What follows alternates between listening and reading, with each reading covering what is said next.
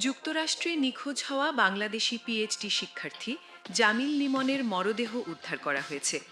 শুক্রবার ফ্লোরিডার ট্যাম্পা বে এলাকার একটি সেতুতে তার মরদেহ পাওয়া যায়। এই ঘটনায় সন্দেহভাজন হিসেবে লিমনের রুমমেটকে গ্রেপ্তার করেছে পুলিশ। তবে লিমনের সঙ্গে নিখোঁজ হওয়া আরেক বাংলাদেশি শিক্ষার্থী নাহিদা বৃষ্টির এখনও কোনো খোঁজ মেলেনি। সংশ্লিষ্ট সূত্রের বরাত দিয়ে মার্কিন সংবাদ মাধ্যম সিএনএন এই তথ্য জানিয়েছে।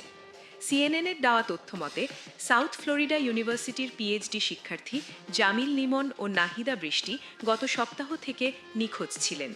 শুক্রবার হাওয়ার্ড ফ্রাঙ্কলিন ব্রিজে লিমনের লাশ পাওয়া গেলেও বৃষ্টির এখনও কোনো খোঁজ মেলেনি বলে জানিয়েছে Hillsborough county sheriff office. Sheriff Chad Chronister এক বিবৃতিকে বলেন, এটি অত্যন্ত উদ্বেগজনক একটি ঘটনা। এটি আমাদের কমিউনিটিকে গভীরভাবে নাড়া দিয়েছে এবং যারা এই দুজনের নিরাপদে ফিরে আসার অপেক্ষায় ছিলেন তাদের জন্য এটি বড় ধাক্কা। চিফ ডেপুটি জোসেফ মাউরের জানান, পারিবারিক হিংসার এক অভিযোগ পেয়ে শুক্রবার সকালে লিমনের রুমমেট হিশাম আবুঘার বিয়েকে গ্রেপ্তার করা হয়।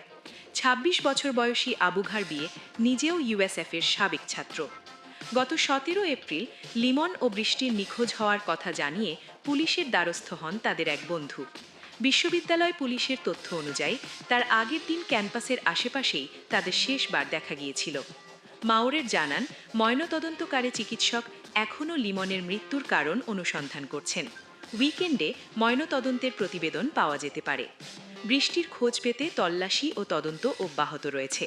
ইউএসএফের প্রেসিডেন্ট মোয়েজ লিমায়েম জানিয়েছেন, শিক্ষার্থীদের পরিবার ও প্রিয়জনদের পাশে থাকতে বিশ্ববিদ্যালয় কর্তৃপক্ষ তাদের সঙ্গে সার্বক্ষণিক যোগাযোগ রাখছে।